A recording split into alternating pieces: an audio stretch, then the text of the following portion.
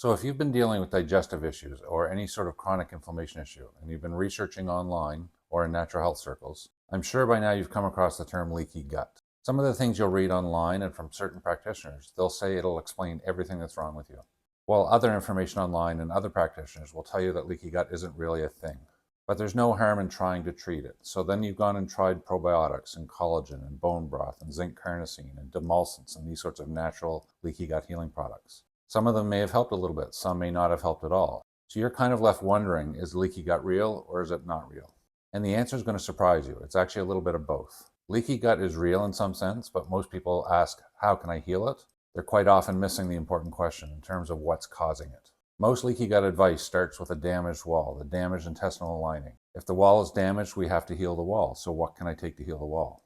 But this avoids the obvious question, what's damaging the wall in the first place? It's really hard to repair a damaged wall while something is still damaging the wall. Well, logic and common sense says if something's damaging your intestinal lining, there's a good chance it could be something you're putting in your mouth that could be causing that damage. And for many people, that can be a food that they're eating every day. It's impacting the integrity of the gut lining every day. And for some reasons we're going to talk about in this video, you don't even know it's affecting your gut lining. So by the end of this video, you're going to understand what leaky gut is, what's sustaining it, and how you can go about the process of actually figuring out what may be causing it. So let's talk about inflammation and leaky gut. Now, all the information in this video is actually contained in a book called Leaky Gut Reframed. There's a link in the description below. It'll go into much more detail in terms of the technical aspects we're going to talk about here. It'll also talk about some research and studies that can actually support the concept of leaky gut from a food point of view. So I'd encourage you to look at that book if you're more interested in this. Also, one of the key components we'll talk about at the end of the book is the differences between food intolerances, food allergies, and food sensitivities. Some are inflammatory, some aren't inflammatory. These critical differences are the first work I do with patients in clinic when we go to start to try and figure out this problem. There's a free guide with a link in the description below. I'd encourage you to download that free guide. The background information in it is critical to understanding how this whole process develops and evolves. So back in the 90s, leaky gut was still considered a fringe concept, especially with respect to conventional medical practitioners and conventional medical research. It was mostly confined to complementary health practitioners and health food stores and products supporting gut health and things like that. Conventional medicine was pushing back about the concepts of leaky gut. It was sort of portraying the image of a leaky pipe, and that's technically not what leaky gut refers to. That's what we're going to differentiate here. They're actually correct. It's not technically a leaky pipe. The pipe is actually doing what it's supposed to be doing. It's just not doing it properly. Right around the year 2000, a researcher by the name of Alessio Fasano discovered a protein called zonulin. This protein is found in the gut, and it actually plays a critical role in terms of how the gut allows nutrients to get absorbed when we eat these foods. Zonulin is a protein that's essentially a gatekeeper. It determines how big the channels will be, and which will then determine what types of food particles can get absorbed into the bloodstream. So conventional medical research now had a tangible, identifiable component that they could study with respect to leaky gut. What he found is that zonulin levels in people with inflammatory issues, especially in the gut, tended to be higher. People with lower inflammatory loads had lower zonulin levels. So there's a correlation between zonulin levels identified and the inflammation process. The main concept being that the higher the zonulin, the higher the inflammatory tendency. Where that brings us to today is that the concept of leaky gut and increased intestinal permeability isn't as questioned. It's being well researched, although the research is still quite young. Researchers don't really debate the concept of leaky gut or the fact that intestinal permeability has a role to play with immune system issues. They debate how to measure it, what may be causing it, how to interpret it, but they don't debate the existence of it anymore. The underlying biology is well established. So leaky gut is actually how we absorb our nutrients. If the gut wasn't permeable to some extent, we wouldn't be able to absorb nutrients. Here's a representation of the gut lining, the intestinal lining. Right here we see these channels going down between the cells. These intestinal cells, the epithelial cells, they're zipped together very tightly. We don't want stuff to be able to get down in between them. So the integrity of this connection is really important. We see these little gates right here called tight junctions. When they're closed, it stops stuff from getting absorbed or getting exposed to the immune system that shouldn't be exposed to it. When they're open, they allow things to go down through them. Zonulin is a little protein that can come in and bind to receptors here and open and close that gate. The more zonulin you have, the increased impermeability through those gates, the less permeability you have. So the concept here would be the higher the zonulin levels, the more potential inflammatory sources that could get in and expose the immune system. It's when things go through this gate and get exposed down here where we can start to have some issues. That can either be larger than normal food fragments, it can be infectious agents and things like that. But the presence of zonulin was established to be associated with inflammation levels in the body. Again, the causality and what all that means is still being researched, but the connection between the zonulin, the gate that allows things into the body, and inflammation is actually well established now. So one of the debates in natural health circles is, does leaky gut lead to inflammatory food reactions and inflammation? Or is it inflammatory food reactions that can be the first domino to fall that leads to the leaky gut? That's the pathway that we're going to explore in this video. They're actually both true at the same time. The conventional thinking has been it's these concepts over here, aging and hormones and various lifestyle factors, leads to the initial damage to the gut lining, the leaky gut process. This leaky gut then leads to inflammatory food reactions. These larger than normal food fragments get in and expose the immune system, which then leads to an immune response, which would then lead to inflammation. This pathway is absolutely true. There's no disputing that. What the pathway doesn't take into account is that quite often it's these inflammatory food reactions that can come back and lead to the leaky gut. So there's a chicken versus egg question. Which comes first? Does something damage the gut and lead to the food issues, or can the food issues damage the gut and lead to more food issues? And again, both are true. This inflammatory food pathway, there's another pathway that we need to understand here. Quite often it's these inflammatory food reactions that can impact these factors over here. As we age, our hormones fall. Hormones are naturally anti-inflammatory, so inflammation processes can increase.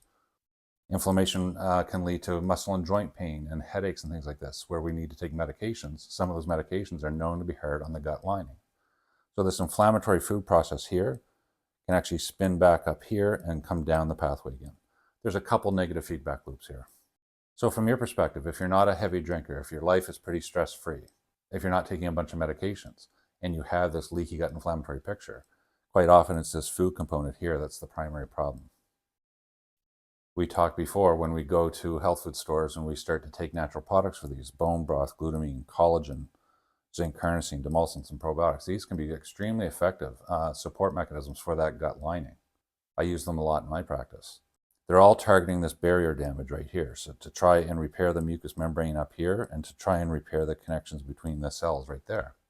This video is not against using those products.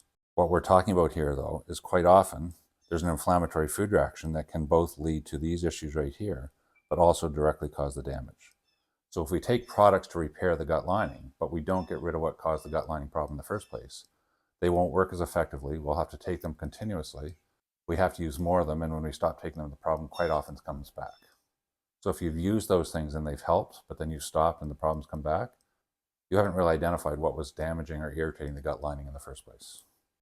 So leaky gut isn't just a gut problem. We talked in the intro, quite often if you've been chasing digestive issues or other inflammatory issues. Well, this gut inflammation problem can actually lead to problems elsewhere. It's extremely common and actually fairly well researched to affect skin issues, eczema, psoriasis, dermatitis, rosacea, these types of inflammatory skin problems. The inflammatory components get into the bloodstream and lymphatic system. They can go to your muscles and joints and cause arthritic problems and things like that. The leaky gut concept is talking about the mucous membrane in the digestive tract. Well, something can trigger inflammation in that mucous membrane, and it can affect the other mucous membranes as well. So there we're going to start to think of lung issues, bladder issues, urinary tract issues, vaginal tract issues in women, sinus issues and things like that.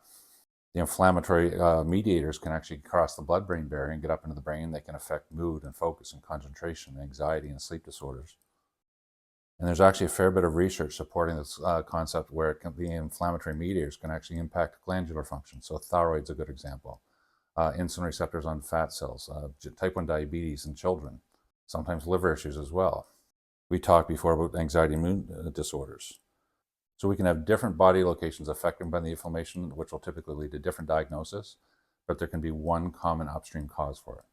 So it can take a fairly complex symptom and diagnostic picture and focus it in on one or two areas where you might get much bigger impact. Now with inflammation, there's 4 ways that this can affect the rest of you. One, and the first obvious one, would be local inflammation, inflammation at the gut lining. When you eat the food, it comes in contact with the immune system at that tight junction or just beneath the tight junction. That can lead to a localized inflammation response. So that can lead to some of the digestive issues we talked about. The antibodies, which are produced in response to some of these food reactions, can actually get into the bloodstream, into the lymphatic system, and travel elsewhere in the body. There's a concept called molecular mimicry that can explain how these food antibodies can cross-react with your own tissue proteins and cause problems. When the antibodies are produced, you're also producing compounds called cytokines, which are sort of inflammatory signaling messengers. There's cytokines that are inflammatory, there's cytokines that are anti-inflammatory. Well, the inflammatory cytokines can actually travel through the circulatory system and the lymphatic system, just like the antibodies do. And they can cause general systemic inflammation. And more so tied to the local inflammation, this inflammation response can lead to issues with the stomach lining, so impaired nutrient absorption, iron and calcium, vitamin C, B12 and folic acid. And the lower bowel can lead to nutrient deficiencies as well. That's well documented with celiac disease in terms of nutrient deficiencies associated with that inflammatory bowel issue. So systemically, these tissues that can be affected, and they may be your loudest symptoms, the things you're most concerned about, they may not be where the inflammation problem is at its worst. You can have a serious inflammation issue systemically caused by a gut problem. So this can cloud and make the picture a little bit complicated and confusing. If I have chronic muscle and joint pain that isn't really explained by x-rays and things like that, why are we talking about a gut problem? Well, this can explain why. Now, what this video is not for, concerns this isn't for, it's for any acute digestive issue or any acute issue at all. Anything rapid onset, anything that changes quickly, nausea, vomiting that goes on persistently, blood in the stool, black tarry stool, unexplained weight loss, any symptom that happens acutely at night. All of these types of issues have to be addressed from an emergency medical point of view. You need to see your doctor or go to the ER for those sorts of things. This leaky gut video is not intended to explain those types of things. Once all these more serious issues and conditions have been ruled out and tested for, that's when we can start to investigate this digestive component. Don't stop any prescribed medications, stomach pills, PPIs, medications for glandular conditions like thyroid issues, blood pressure medications, no medications at all without talking to your doctor first. This video is not intended as a replacement for any of those medications. This investigation can be done in conjunction with conventional care. It's not in place of it. Now, we mentioned before, everyone has a leaky gut in some extent. That's how we absorb our food. We have to have a permeable gut through those tight junctions that we talked about. Intestinal permeability is normal physiology. It's supposed to be there. It's how we absorb the nutrients. So there's two routes for absorption. One is transcellular. This means food and food particles, food compounds, can actually bind to the surface of the cell, be packaged up, and be transported through the cell. So it's transcellular, it goes through the cell. The other method is what we call paracellular, and this means between the cells. This is where those little channels with the tight junctions and the gates come into play. From a leaky gut perspective, this is where we're going to focus our attention. So the question is not whether the intestine is permeable. It is, it's supposed to be. The question is whether this permeability is selective, it's timed, and it's working properly. It's properly regulated. This is where the leaky gut concerns come into play. So your gut is not a leaky pipe. We talked about that before. This is a cross-section of the gut lining. You're going to see all these little finger-like projections right here. They're called villi. They serve a bunch of critical roles. They're what we call the brush border. So think of them as little hairs in a paintbrush. They brush and coat and mix the food with enzymes so they can be chopped up and hydrolyzed for absorption. The crevices in between these villi, this is sort of the microbiome habitat. This is where the good and bad bugs that we hear about, gut flora, this is where probiotics and prebiotics, this is where they do their job, this is where they're living. It's the microbiome habitat, so that needs to be healthy for that to function properly. But more importantly, it's an incredibly large immune system interface. It's just like your skin on the outside of your body. If we pried our mouth open and pried our bum open, that tube would be open to the outside environment. Just like we have to have skin out here, we have to have skin in there. And that's what this mucous membrane that we're going to talk about next is referring to. And if we took that membrane and if we stretched it out, if we took all those little villi and separated them and flattened them like this, it's going to come to somewhere between about 32 to 40 square meters. That's an incredibly large surface area. That's to improve surface area for absorption of nutrients, for coating the food with enzymes, for enzymatic action and chopping up and absorbing the nutrients, and an important barrier from what goes inside the tube to what gets inside the body. So the first layer is the mucous membrane layer right here. This does a bunch of really important jobs. It's lubricated, it's smooth. This is why when you run your tongue along the inside of your cheek, you feel that slimy thin mucus there. This allows food and particles to be expelled and flushed through the system. We eat and digest food, it goes out the other end. We pee stuff out, we poop stuff out, we cough stuff out of our lungs. So it's a lubricant to allow things to be expelled when they're supposed to be expelled. In certain parts of the digestive tract, this has enzymes in it to help us digest and break down our food for absorption. There are what we call secretory antibodies in this mucous membrane as well. These are antibodies that's designed to be secreted in the mucus. And what that's doing is when we get a virus, we produce secretory antibody to go into that mucous membrane. So we have soldiers at the gate. Next time we get exposed to a virus, we have antibodies right there at the surface to attack and prevent them from causing an infection. In simple form, one of its main jobs is just a barrier. It's an extra layer of skin on the surface to help protect things beneath it. The second layer are the epithelial cells that we talked about right here with the tight junctions. This is where the pericellular transport takes place. This epithelial layer is constantly being regenerated. Just like we produce skin cells and slough them off every day, this is an internal epithelial layer. We have to be able to damage and slough those cells off and have new cells come in behind them. It typically takes about 3 to 5 days for that cell lining to regenerate itself. And we don't even know that's happening. We poop and digest and break down and eliminate those damaged cells all the time, just like we're sloughing off skin cells all the time. And finally, we have the immune layer right here. This is where cells of the immune system are going to interact with things that aren't supposed to be there. This is where a lot of the inflammation can take place from a food point of view, especially from a leaky gut point of view. So what does leaky actually mean? It's not that you're developing static holes or leaks in that pipe that we talked about. Leaky means it's either a regulatory failure. Those tight junctions are opening too broadly to things that they shouldn't be opening against. The zonulin levels are too high. So the soldiers at the gate that determine what go through and what don't go through aren't regulating that properly. The other aspect would be structural injury. A good example of this would be, think of ulcerative colitis. The mucous membrane can get so damaged that it exposes the tissue beneath it. Sometimes we can get bleeding and things like that. That's an obvious form of a structural injury. Basically, it's not just a tiny little leak in a crevice between the cells, it's actually a great big huge leak. Or think of an ulcer in the stomach or the duodenum. Now, quite often these things go hand in hand. The mucous membrane in the epithelial layer is being damaged enough, that's obviously going to impact the tight junctions as well. The main point to make here is that this whole situation compounds itself. If we have a structural injury to the mucous membrane on the surface, that weakens the mucous membrane here, it decreases the brush border enzymatic activity. That can lead to larger than normal food fragments being in that tissue. If those larger than normal immune antigenic or allergenic fragments get into the bloodstream, that's going to lead to more inflammation. The more inflammation can come back up here and damage the mucous membrane. So again, there's a feedback loop here. Once this loop starts, it's sort of self-perpetuating. Now, quite often people come into the office having read and heard about leaky gut, and they say, I think I might have it. Can we test for it? And there has been a test in the last 10 to 15 years for this, but we typically don't do a lot of that testing. There's a few reasons for that. One, it's just as easy to assume you have a leaky gut. As we get older, as we break down, as we get into our 40s and 50s, as our skin outside breaks down, our skin inside breaks down.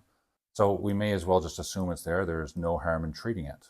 Next is the problem with a test. You can have a positive test from a zonulin point of view, but that test won't tell us if zonulin is what's causing your other inflammatory issues. It's not specific to that.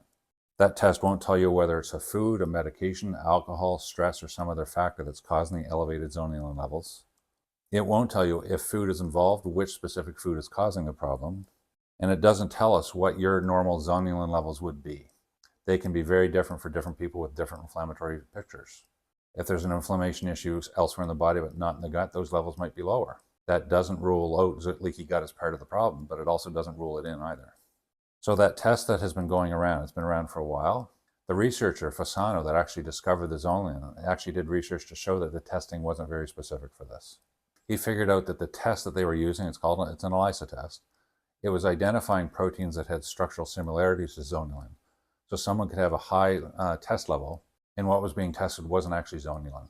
So I don't do this testing at all with patients. In fact, I don't really feel it's necessary. So as I mentioned before, it's just easier to assume we all have some degree of it. There's no harm in trying to figure out if we do, because the methods we would use to identify and to treat it are generally just good nutritional methods anyway. So I'd encourage you not to go online and start to order zonulin and testing to determine if you have this. That's what I tell my patients. So to summarize here a little bit, the common thinking is that it's these non-food irritants that typically get blamed first. Alcohol, tobacco, caffeine, stress, those are all irritants on the mucous membranes. There's no question about that. But this rationale says those are what lead to the initial damage in that tight junction, at least that increased pericellular transport. This leads to immune exposure to antigens, either food, bacterial, or infectious or otherwise, which then leads to the inflammation process. This is thinking of that irritant as being the primary problem. The concept we're talking about here is that food inflammation may come first. We can have a food protein go and start to initiate an inflammatory process on the surface of the mucous membrane. That can then lead to mast cells, antibodies, cytokines being produced. This can go and impact the mucous membrane surface, can also go and start to impact the paracellular transport through those tight junctions and those gated channels. These larger than normal food bits and things like this can get exposed to the immune system, and this can lead to the inflammation response. So it's the same concept, it's just which one comes first. These mediators, the cytokines that we talked about, some examples would be tumor necrosis factor, interleukin-6, there's several others as well. There's published research to show the effects that these can have on these mucous membrane surfaces and also on the tight junctions. So different starting points in the same loop. The common thinking is that the barrier irritation in patients with a leaky gut, that's the entry into this loop that we see right here. What I'm proposing and what we see a lot of is quite often it's a food picture up here that can start this loop. The problem though is once you get into this loop, it becomes self-sustaining. If someone has a one-time exposure, a heavy-duty medication or antibiotic that goes and damages that mucous membrane, but there's no food issues there, quite often that gut lining can start to heal and recover and become normal again. But with many people with these issues, they can have those exposures over and over again, which suggests something's damaging that gut lining and making it susceptible.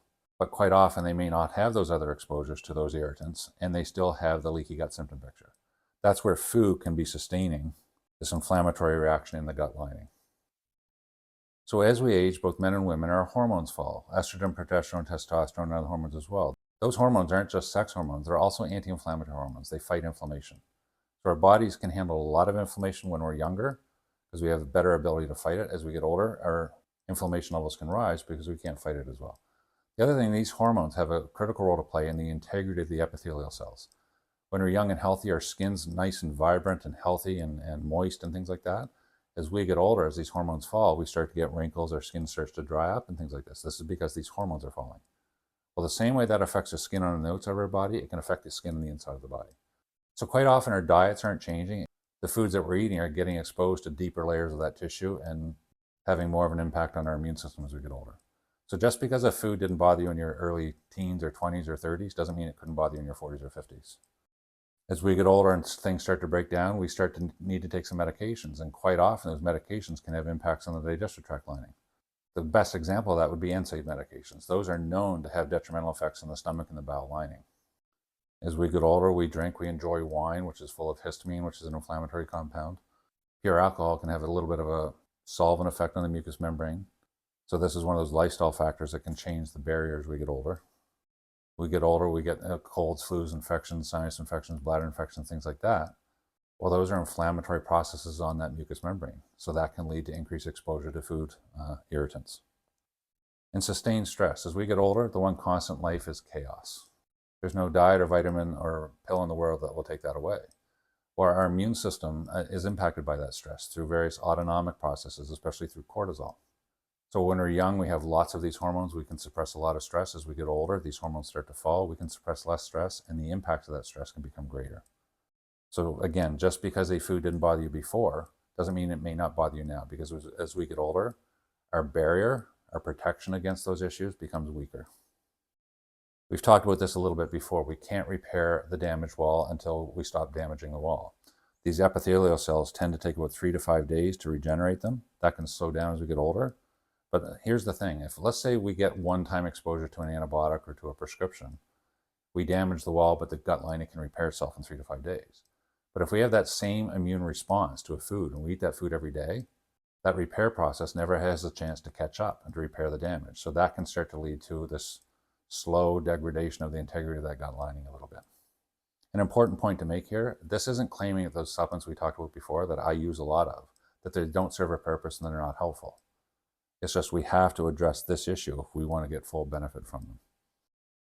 So then we start to think about what can we do about this? Well, we can change some things and we can't change some other things. Things that we can't change, we can't make you 21 again. We can't make you younger. We can't give you another puberty to look forward to raise those hormone levels. So some of these factors we can't change. There are other ones that we can though. Some that are partly changeable, certain medications. We can change lifestyle, we can change activity, we can change some of these factors that may lead to medications, that may lead to other interventions that could impact the integrity of the gut lining. One thing that we can absolutely change would be known irritants, alcohol, caffeine, and tobacco, for example, but also this inflammatory food picture that we're talking about. I keep talking about this feedback loop right here. It's these right here that can come back and make us need some of those medications. So by impacting this, we can impact 2 of these 3 things in many cases. Now with leaky gut, we often think, well, it's a gut problem. It's not going to affect us elsewhere. And we've talked a little bit about how it can affect us in other parts of the body. Quite often, the gut is the loudest problem. So that would either be an IBS picture, either diarrhea or constipation, urgency, reflux indigestion, and heartburn. That's actually a gut problem as well. Your gut starts at the mouth and goes to the rectum. So if there's an irritation anywhere in that tube, we can reference mucous membrane irritation as part of that picture. Now, again, the medications and the treatments that the doctors use for these proton pump inhibitors for stomach issues, antispasmodics, laxatives, those are necessary sometimes. This video is not about not using those. It's about why we may need to use those in the first place. All of these things can help manage the condition, but they don't identify what may be leading to the condition. So we talk about this concept a lot in a video called IBS Inflammation, the Hidden Cause. There'll be a link in the description below. I'd encourage you all to go through there. We talk a lot about leaky gut, gut flora balancing, and how the inflammation can affect us from the mouth to the rectum there.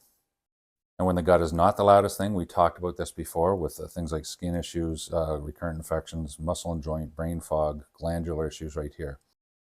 How this happens, the immune response actually triggers the production of these cytokines and antibodies and immune complexes. Those can travel through the body, through the circulatory system and the lymphatic system. So you may produce this immune response. The immune mediators may go through your system and cause a skin or muscle or joint problem, and they may leave your bowel alone. This happens a lot where people come in, they have perfectly functioning bowels and no stomach issues, but they've got chronic skin issues, chronic joint issues. So in a lot of those cases, they've never even investigated leaky gut because they don't think they have a gut problem. Well, the leaky gut can impact us in the gut, but it can impact us elsewhere and leave the gut alone. To explain this in a little bit more detail, a good example is muscle and joint stuff. We see this a lot, and quite often when people research leaky gut, they see muscle and joint issues as one of the potential symptoms for it. There's established research here. Some of these inflammatory mediators, like tumor necrosis factor, interleukin-6, interleukin-1, some of the new medications in the last 10 to 15 years, the biological drugs, you see a lot of commercials on television for them now, they work by targeting and suppressing the production of those cytokines, and they're extremely effective. So by taking medication that targets those cytokines, we see major improvements in muscle and joint issues, skin issues, stomach and bowel issues. There's many other examples of it as well. This is established in the research. There's no questioning that that takes place. So there's a concept called molecular mimicry that can explain another concept with muscle and joint issues here. We can eat a food protein with a certain structure, produce an antibody to target that in the body.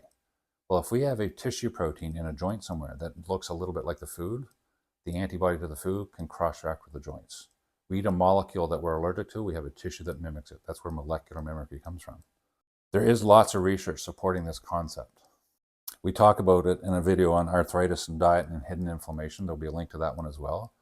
We get more into this technical process. The same processes that apply to the muscle and joint can apply to the skin and all these other parts of the body.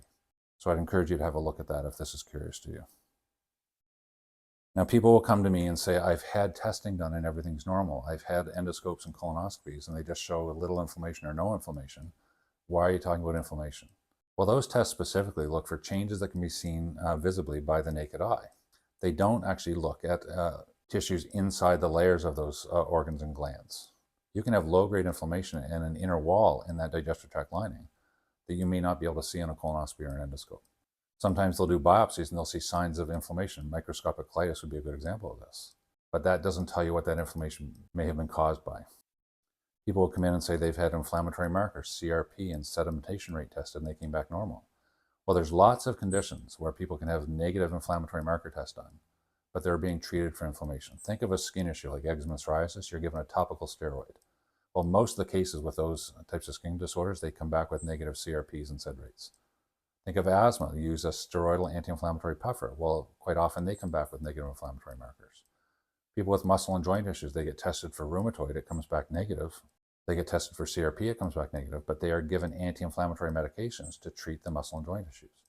So a negative blood marker test for inflammation doesn't rule out all inflammation.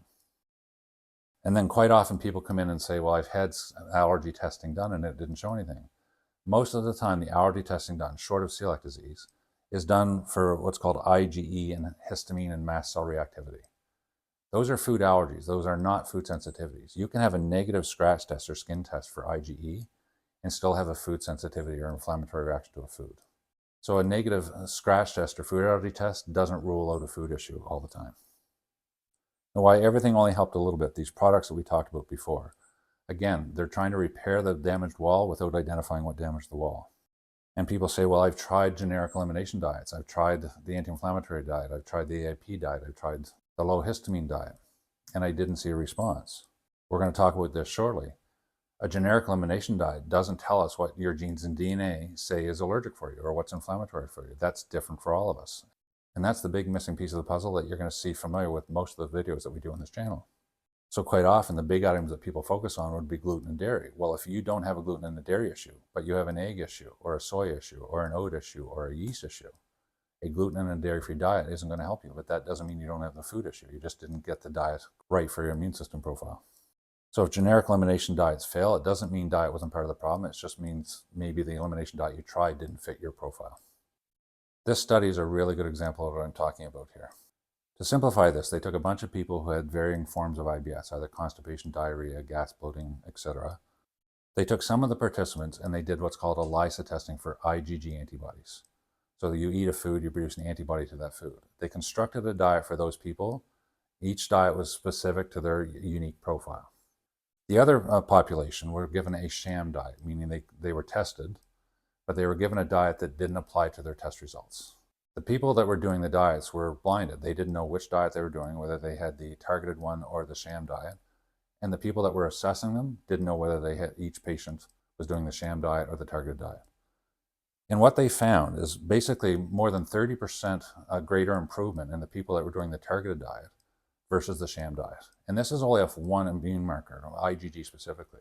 If they had tested patients for IgG and IgA and determined their IgE profiles, and made the people doing the targeted diet focus on all three of those immune components, I bet you these percentages could have been a lot higher as well.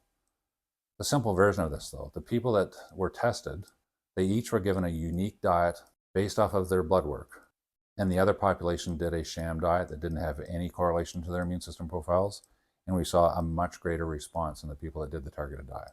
That supports the idea that our immune reactivity to foods in our diet is unique to each of us and each of us alone. It's not based off these generic diet ideals. Now, the objections you're going to hear about this ELISA testing, food sensitivity testing, one is they're going to say it doesn't diagnose an immediate allergy. That's absolutely true. Immediate allergens, the immediate hypersensitivity reactions, those are IgE histamine based. That's what scratch testing is used for.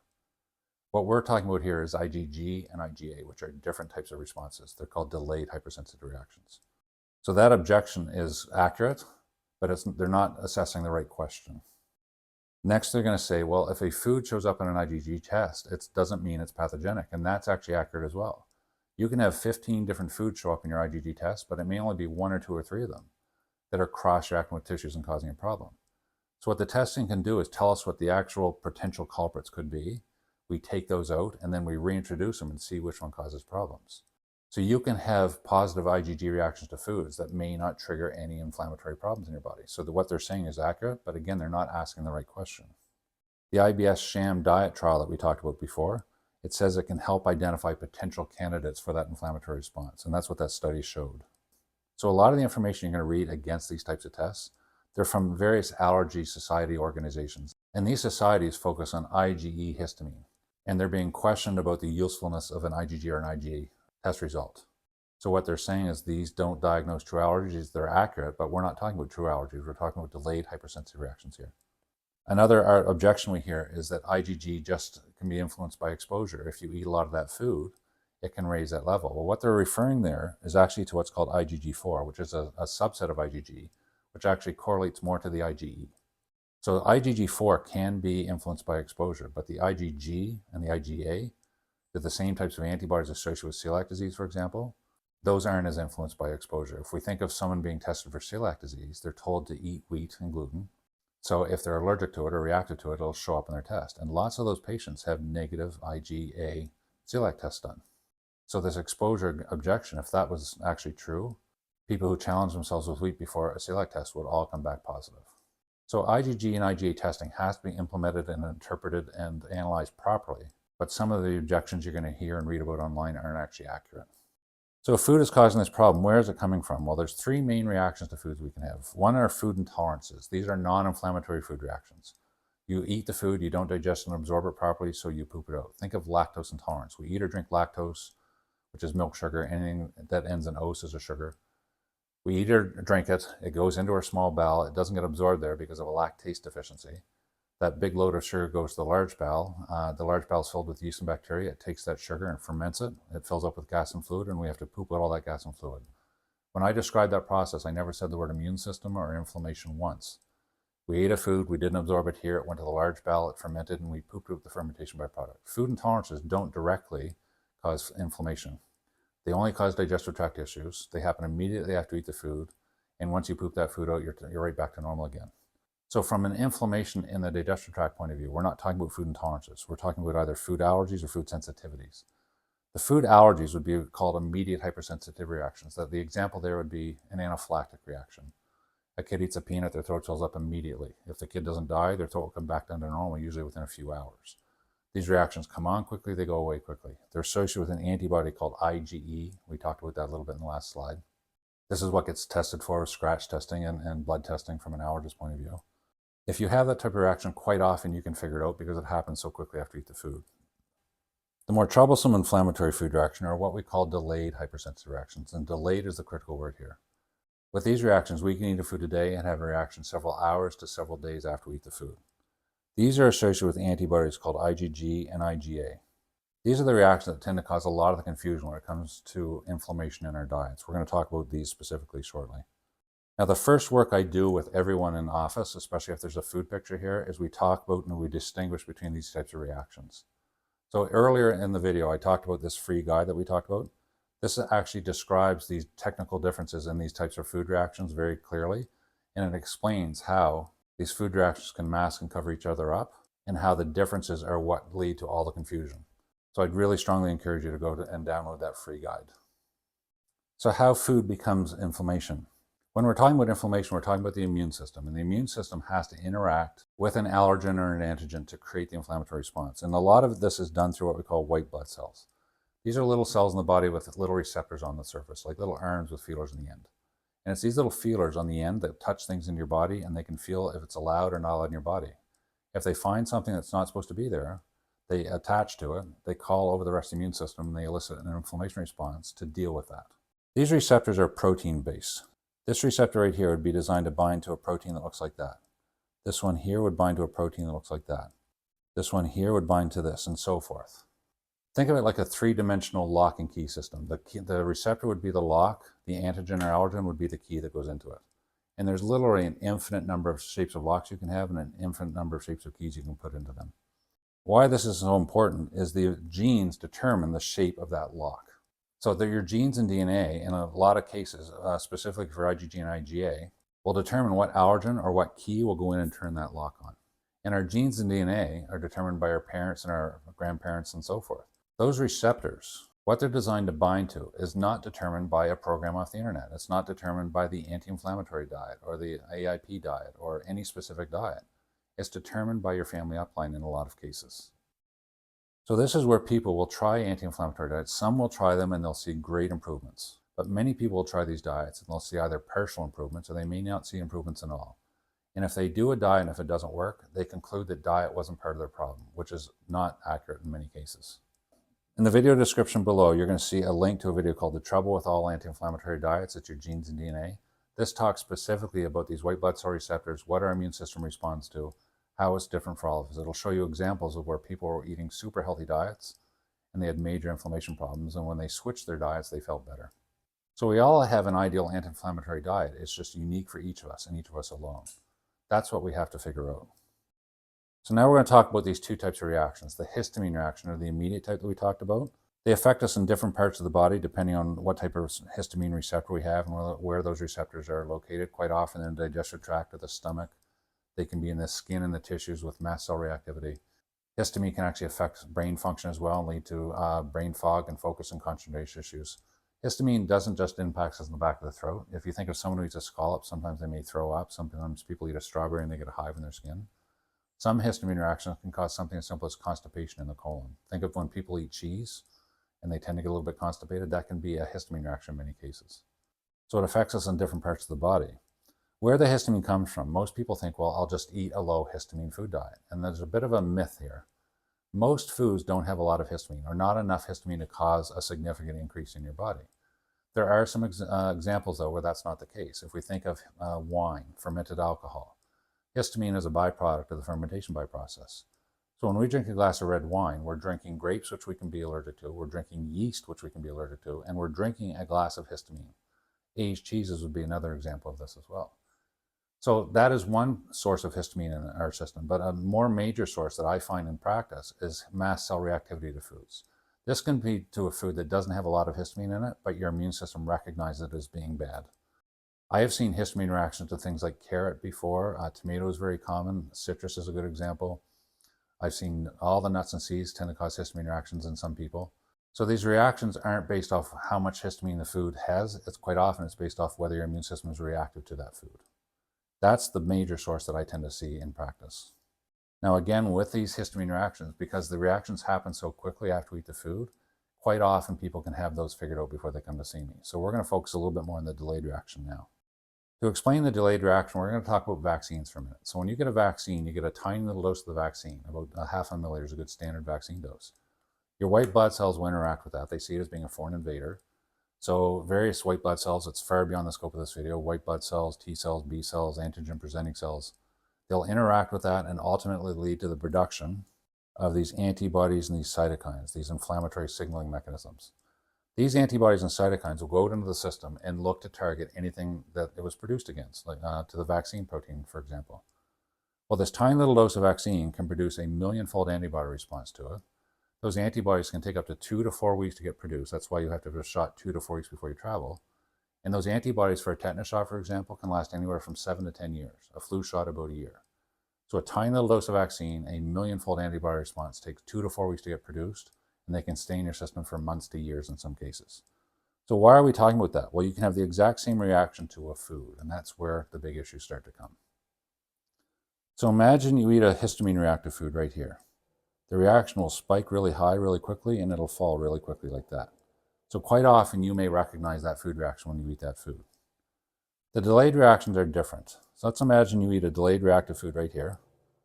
The antibody can take up to 2 to 4 weeks to reach its peak like this, and then it can fall very slowly over a long period of time like that. Now here's the problem.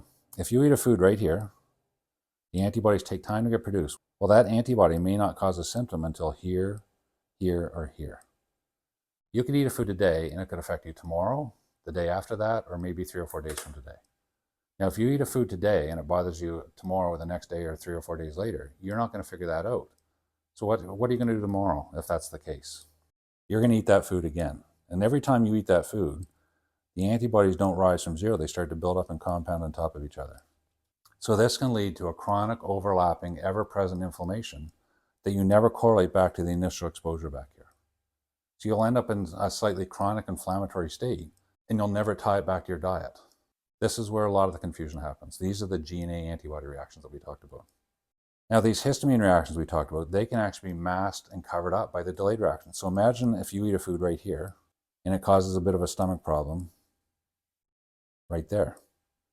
Well, you can eat a food way back here that could cause the exact same stomach problem right here. So if you don't feel well tonight after supper, sometimes we don't know if it's what you ate at supper tonight, what you ate yesterday, what you ate 3 days ago, or what you ate last week. If we can identify and get rid of the delayed ones, quite often these histamine ones become more obvious to us. But you can see if we have a combination of immediate histamine reaction to foods and delayed reaction to foods, and we have sort of an ebbing and flowing chronic inflammatory state, you can see how hard it would be to figure all that out. That's where the trouble really starts. So with this slow type of reaction, a couple key points I want to make sure you understand. So healthy and unhealthy from a dietary point of view isn't always based off generic standards for that. It can have a unique and individual immune system profile attached to it as well. These food reactions are individual. So the food lists online that say this food is inflammatory for everybody and this food's anti-inflammatory, that's not always the case. There's all kinds of really simple examples I could explain to you why that's not the case. So generic healthy isn't always healthy. We're going to talk about that in a little bit. So why are these reactions so hard to figure out? People say, well, I ate that food and I felt fine. Well, the delayed reaction, you can see why maybe you didn't feel fine. You ate the food tonight at supper and you felt fine, but it may cause a stomach or a lower bowel issue tomorrow or the next day. Well, they'll say, I'll do a food journal to figure it out. Well, if you do a food journal every day for 2 weeks, and then 2 weeks from today, you have a problem, how do you know what food it was you ate in the last 2 weeks that triggered that problem you have in 2 weeks' time? It could have been any food in that 2 week diet time frame. Every food can react in a different timeline. So one food may bother you 6 hours later, another food could bother you 2 days later, another food could be 4 or 5 days later. So if we combine all those factors, it's going to be extremely difficult for you to make any sense out of a symptom on a journal today and what caused it within the last week to 2 weeks. Standard allergy testing, again, identifies the histamine types of reactions to foods, but it doesn't identify these delayed reactions. People say, well, okay, I'll try cutting out these foods for a little bit. Well, I'll avoid dairy for 3 days. Well, if you eat dairy today and the antibody peaks a week to 2 weeks from today, you can see where that wouldn't be long enough for the antibodies to start to fall, for the symptoms to start to improve. So when we do brief elimination diets, it doesn't rule those foods out as being part of the problem. We do partial eliminations. People say, well, okay, I'll cut that food way back, everything in moderation. Well, from an allergy point of view, everything in moderation doesn't work sometimes. You would not say to a kid with a peanut allergy, just eat peanuts in moderation. So if you ate dairy 5 times a day and dairy was a problem for you, then you say, well, I'll cut it back. I'm not going to give up my cream and my coffee though. Well, that's like saying to a kid with a peanut allergy, don't eat peanuts 5 times a day, just have it once a day. So sometimes to get full impacts with these types of diets, it's complete elimination, not restricting or removing it a little bit. So people then will go, I'm going to do an extreme elimination diet. They'll get a severe program on the internet, and quite often they'll feel better when they do those, like the AP diet, for example. Well, taking the foods out to feel better is an important part of the equation, but it's not the most important part. If you restrict 20 foods and you feel better, it doesn't mean all 20 of those foods are causing a problem. And if you think you're going to try and live the rest of your life avoiding those 20 foods, it's going to be much harder for you to do. So taking the foods out to feel better is extremely important, but how you put them back in is where you're going to get a functional and sustainable diet. So if you take 20 foods out, you feel better. If you could get 18 or 19 of those foods back in and you still feel well, that's going to be a much more sustainable diet plan for you than trying to avoid 20 foods forever. So I'm a really good example here. I've talked about this in other videos. I have psoriasis. I've had some digestive issues as I've gotten older. I inherited them from my mother. Prior to my naturopathic life, I treated the psoriasis with steroid creams and things like this, but it would always come back. And it was actually starting to get worse as I get older. Well, after going through my naturopathic life and process, I figured some things out. This here is an example of my sensitivity test. I've done several tests with several different companies, and they all come back showing me the same results, basically. You don't have the whole test result here, but what's showing up here was gluten, rice, pea. The main ones, other ones would be down here: pepper, cinnamon, ginger, and turmeric. Now, when I took those things out, my stomach and my bowels got better. When I put them back in, it was rice that caused my cross reactions. I can eat bits of gluten now, and it doesn't really cause much problem for me. When I eat rice, I feel terrible. Now, a couple key points here. What's one of the most benign foods that we're told to eat when we're having stomach upset? Rice. Well, when I tested my mother, rice was way off the charts in her test as well, and it really bothered her. But she was eating all kinds of rice protein powder, rice cereals, rice milk, because she had all these digestive issues, and the internet told her that was healthy for her. So again, generic healthy isn't always healthy. Another interesting one here was ginger and turmeric. Ginger showed up here, but ginger and turmeric in the same family. I developed some digestive issues as I get older, similar to my mother. As a naturopath, I started taking supplements for leaky gut, and they included ginger and turmeric. And I took them for a long time, and I wasn't getting better. When I went and tested and figured out the ginger turmeric thing on the test result, my stomach and bowel got better fairly quickly after I stopped eating ginger and turmeric. But what does the internet say ginger and turmeric is good for? Inflammation and digestion. Now, if you don't have a ginger and turmeric issue, which a lot of people don't, you're probably going to get benefits from those that the research supports. But it's just to make the point that quite often we don't fit into these generic ideals. So we each have a unique anti-inflammatory diet, but it's unique to each of us and each of us alone. So when the generic diet advice fails, it's quite often you didn't get the right list, the right combination. Sometimes it can be some of the foods that most people think you're allergic to, but it can be some quirky ones like I just showed you with mine. We either don't do the diet long enough to allow the antibodies to fall. We don't do it strict enough. We cut it back, but we don't cut it out. And more importantly, we don't do the reintroduction the right way to actually target the actual culprits. It's hard to take the foods out to feel better, but it's even harder to have the patience to put the foods back in the right way so you can identify the culprit. That's where you get your sustainable diet information. And quite often we focus on the wrong component of the food. So think of the FODMAP diet, for example. It's a low fermenting food diet. So if we have gut flora imbalances caused by an inflammation, we can eat foods that ferment less. We may see improvements in the fermentation symptoms that we're having. but it may be a food that's not on the FODMAP diet that's keeping the gut chemistry off in the first place. So another example would be sugar. Now, nothing bad ever happens by cutting back sugar in your diet, but the white blood cell receptors are protein-based. So the actual inflammatory trigger is proteins in foods, not the sugars. Sugars can fan the fire, feed the fire, and make the fire worse. Nothing bad ever happens by cutting back fat and sugar in your diet, but they're typically and often not the primary inflammatory trigger in our diets. So when we do these generic diet programs, it's almost like you're buying a lottery ticket. If you buy a book or a program online, if that program happens to fit your immune system profile, you're going to feel like $1 million. So you'll get up on your soapbox and scream to the world, I had this issue, I did this diet, it cured me, so it's going to cure you as well. Well, the next 100 people that buy that program with the same symptom, it may or may not work for them for these reasons that we just talked about. So we want to figure out what foods are causing your problem. We want to figure out what foods are not causing your problem so we can construct the most feasible and the broadest diet possible to keep you healthy long term. Elimination is part of the process, but challenging is also part of the process. So we need a structured approach. The sequence is critical. First, we have to identify the candidates that could be causing it. A good example would be this IgG testing that we talked about before.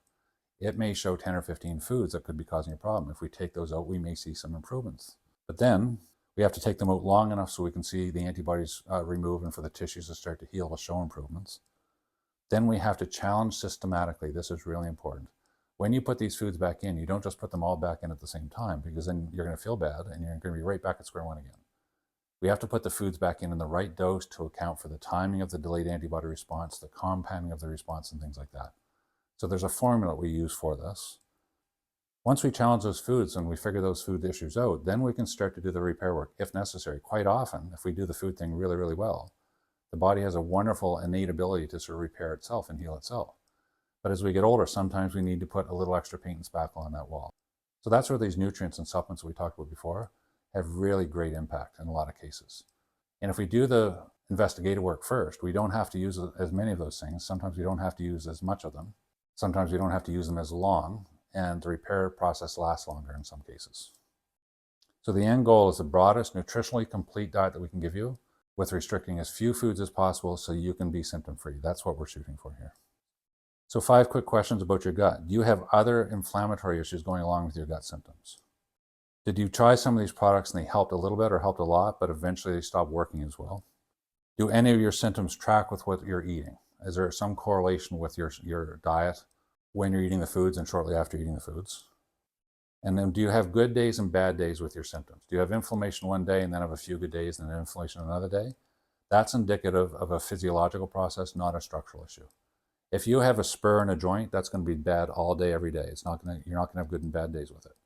But if you have an inflammation response physiologically that's affecting a joint, depending on the trigger for that physiological response, you may have some good days and you may have some bad days. Do you feel inflamed and have your lab tests shown you've had no inflammation? Another good way to say that would be, do you have inflammatory symptoms that you take anti-inflammatories for, but your test results come back and say you don't have inflammation? If you can answer yes to 3 or 4 or 5 of those things, there's a really good chance there could be an inflammatory food component to your picture. So what do we do with all of this? The first place to go would be that guide that we've talked about a few times in this video. Food intolerances, allergies, or sensitivities, the differences are critical. This is the first work I do with every patient in office. We have to decipher and understand those terms with respect to a patient's symptom picture. None of the other anti-inflammatory work that we want to do with patients will actually have full good effect until we get this sorted out in patients. So please download that free guide and have a look at it. Also, if you want to learn a little bit more of the technical details in terms of what we talked about, along with some of the research, I'd go to that book. It's available on Amazon. There's a link in the description below. It's a much broader discussion of the topics we've just talked about here. So the best way to work through this is to find a practitioner locally that you can work through this with, a functional medicine practitioner, a general practitioner or GP, a holistic nutritionist, a naturopath. They will be able to help come up with a way to identify these unique and individual inflammatory foods in your system. They'll also be able to assess you through that diet, make sure your nutrition's complete, and make sure the diet's actually working for you. They'll be able to help you assess that. And they'll be able to talk you through the proper reintroduction of these foods. So that's the best way to go through this. Now, quite often there's some practical issues with this in terms of finding a practitioner with that sort of experience set. Geography and location can come into play, costs can come into play as well. So if access to one of these practitioners isn't available to you, I have an online program called How to Figure Out Your Ideal Anti-Inflammatory Diet. It talks about all the critical background information in much more detail than we've talked about here. The free guide that we talked about is actually a summary of the first module of that course. It's a 10-module online video course that we have. You can get a summary of the first module to see the type of information we talk about. It talks about critical background information, the protein thing that we talked about, the fats and sugars, etc. But it talks about these algorithms that we have to use in terms of taking the foods out, challenging the foods the right way. It takes into account the differences in timing with the different types of food reactions. It talks about elimination diets, some tips and tricks. It talks a little bit about leaky gut and repair work at the end. So if you don't have access to someone to work through this, there is an option for you online. In the description below, there's a link to the course page on my website for that course. It goes into much more detail in terms of what it offers, and it might answer some questions you might have. So leaky gut is a real thing out there. It's slightly different than sometimes how it's being portrayed out there. We all have it to some extent, especially as we get older. There's no harm in trying to investigate if it's part of your symptom picture. And this can be done in conjunction with any current conventional medical therapy you're going through. You have to be careful with some of the supplements, but in terms of the investigative work, it can be done in conjunction with your current protocol, not in place of it. And the benefits can be significant, not just for gut issues, but also systemic inflammatory issues, as we've talked about. So I hope this video has helped a little bit, and I hope you can find your rice. Thanks, and we'll see you in the next video.